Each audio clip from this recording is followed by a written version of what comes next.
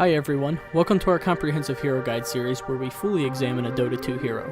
The mission of these tutorials is to give you a methodology based upon raw statistics, advice from professional players, and our own experience.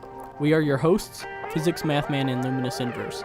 In this episode we will provide an in-depth analysis of Dark Terror, the Faceless Void. Faceless Void is a melee agility hero best suited for a farming position. Unlike most hard carries, Void brings early killing and teamfight potential. His high base damage allows for versatile laning, and his Chronosphere is one of the most game-altering spells in Dota. Time Walk is a jump that sends Faceless Void into a single direction, applying a slow throughout its trajectory. The move doubles as an escape mechanism, as well as an effective follow-up disable. Every aspect of the spell scales efficiently. The slow percentage, jump distance, and cooldown all benefit from levels. Most importantly, it offers a way to position yourself for an effective Chronosphere. During the jump with Time Walk, Faceless Void is invulnerable. This means he can often evade certain projectile stuns when time walking directly against the spell. Backtrack is a percentage-based damage dodge chance, which is unique compared to other evasions. With the dodge chance scaling with level, Backtrack has the ability to proc for every instance of damage, not just physical attacks. This means that even Monkey King Bar is not guaranteed the damage void. Although the ability evades damage, disables will still take their effect regardless of whether it triggers. Furthermore, Backtrack is not disabled by any hexes or silences, apart from Alt Stick on Doom. Time Lock is a passive that grants a probability of stunning a unit and dealing a set amount of bonus damage. The Bash chance and extra damage scale with level, while the stun duration is static throughout. And when inside Chronosphere, a Time Lock proc will deal twice the amount of bonus damage to the target. Keep in mind that Time Lock uses a pseudo-random distribution, so you can prepare the next time Time Lock will happen for harassment. It is important to note that Lifesteal does activate in unison with Time Lock, however a critical hit or cleave will not. Finally, his ultimate, Chronosphere, is a giant area disable which freezes all units, friend or foe, in time.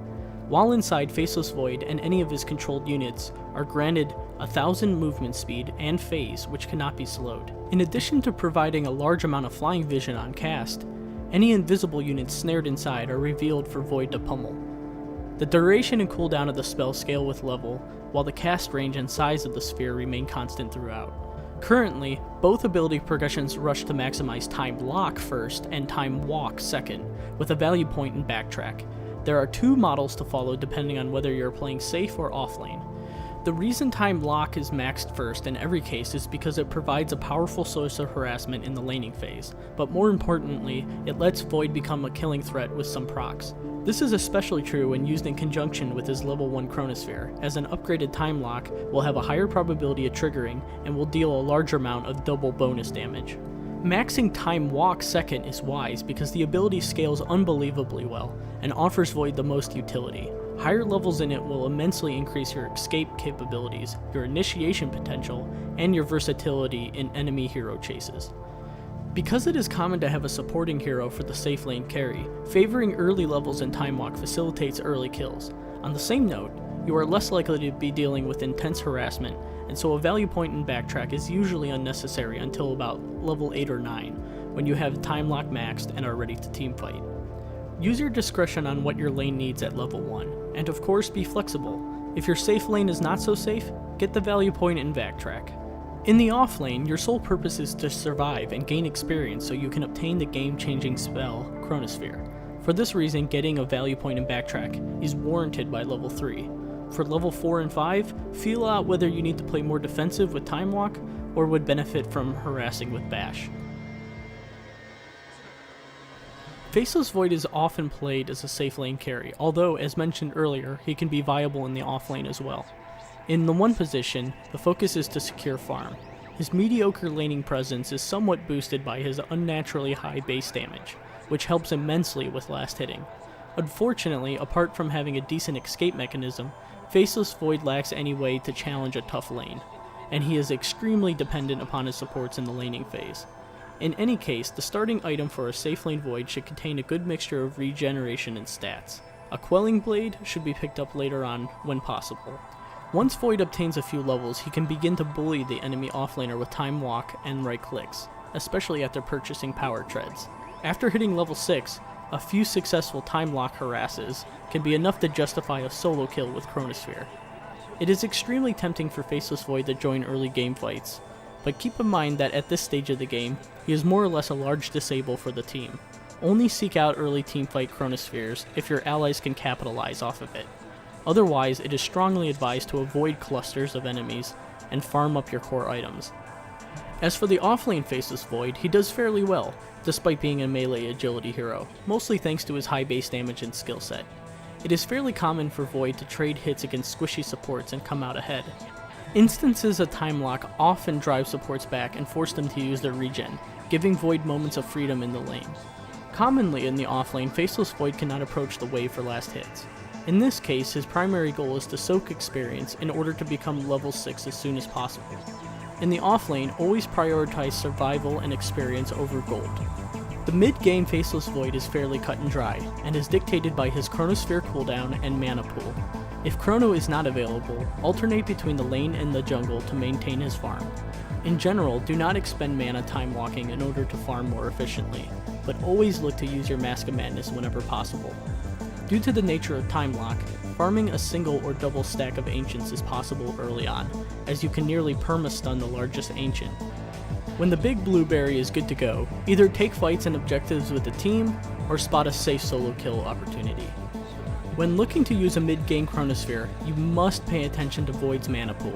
Time Walk and Chronosphere take gigantic chunks of your total mana capacity, and often not factoring in the mana cost of a Teleport Scroll or Mask of Madness can leave you in the middle of the fight without the Chronosphere.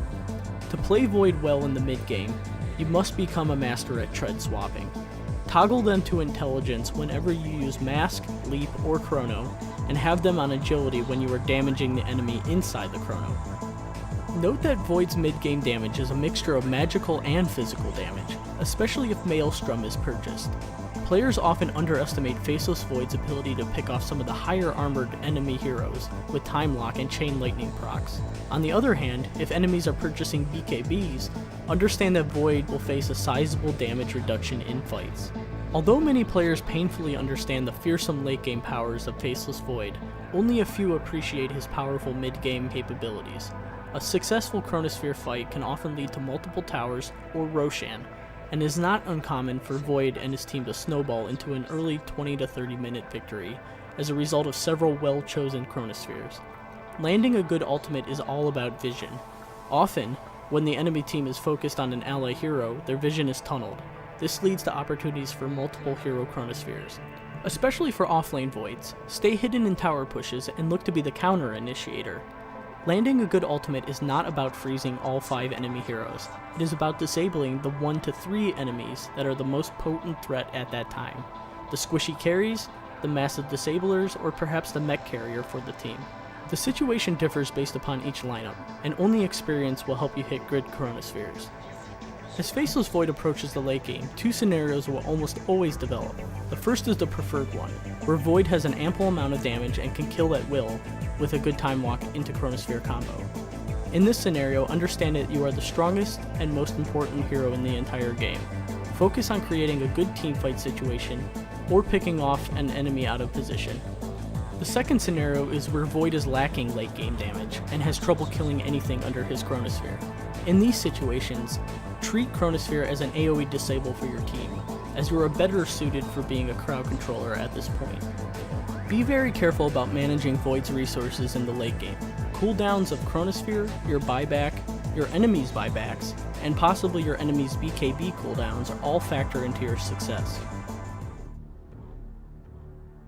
The core item choices of any hero should press their innate advantages and mitigate their inherent weaknesses.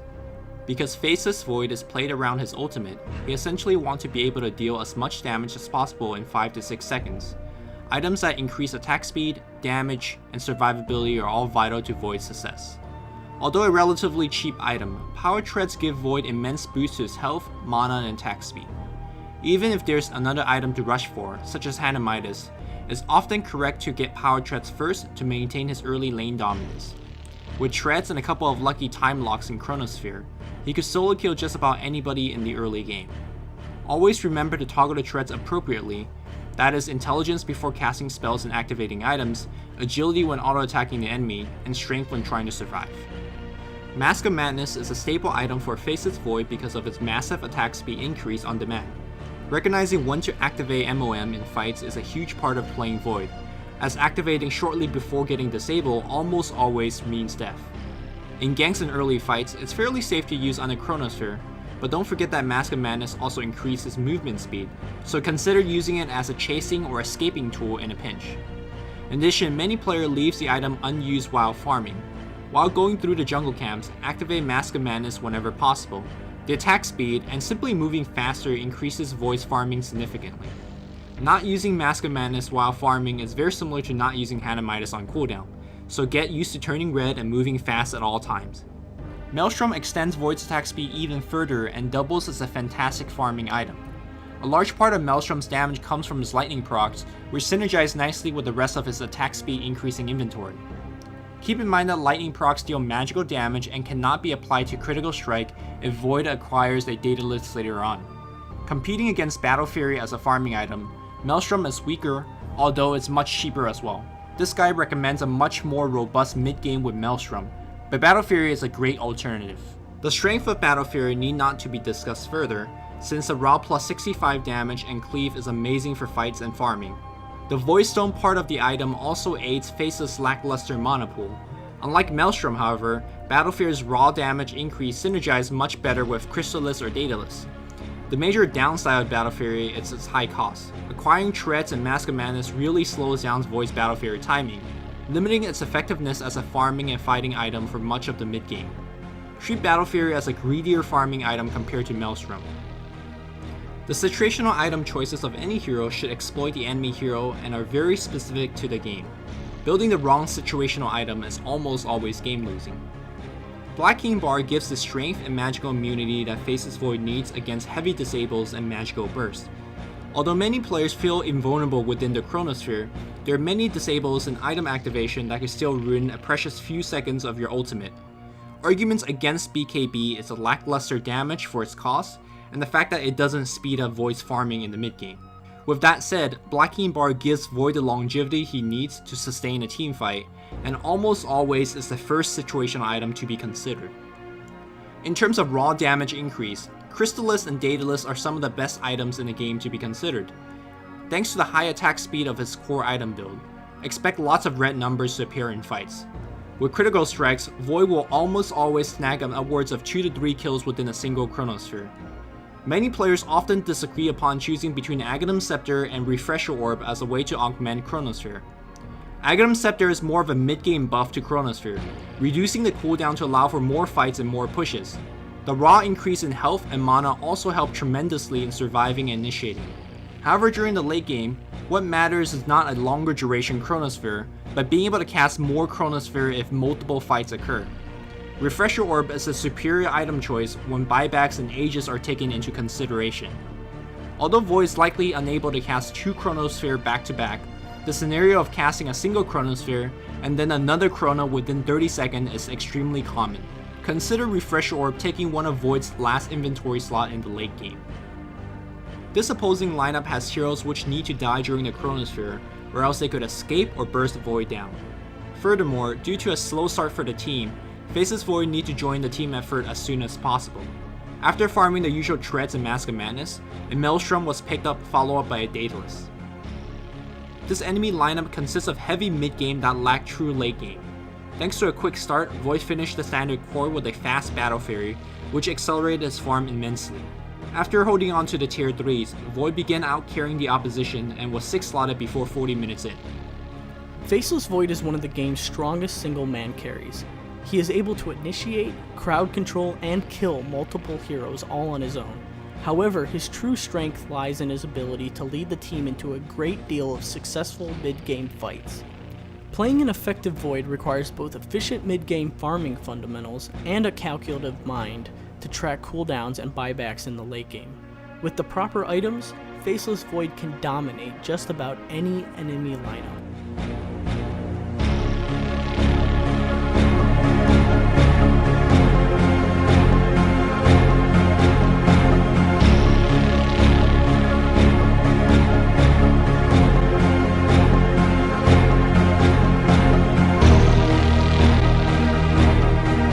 Got a buddy that only does one-man chronosphere? Well, send him this guide and hopefully he chronos a little bit better. Of course, you could check out our other videos dealing with Slark as well as our guide on Phantom Assassin. We'll be making guides on Monday, Wednesday, and Friday, and our next guide will be on Disruptor. Until next time, stay fresh and keep on chronoing.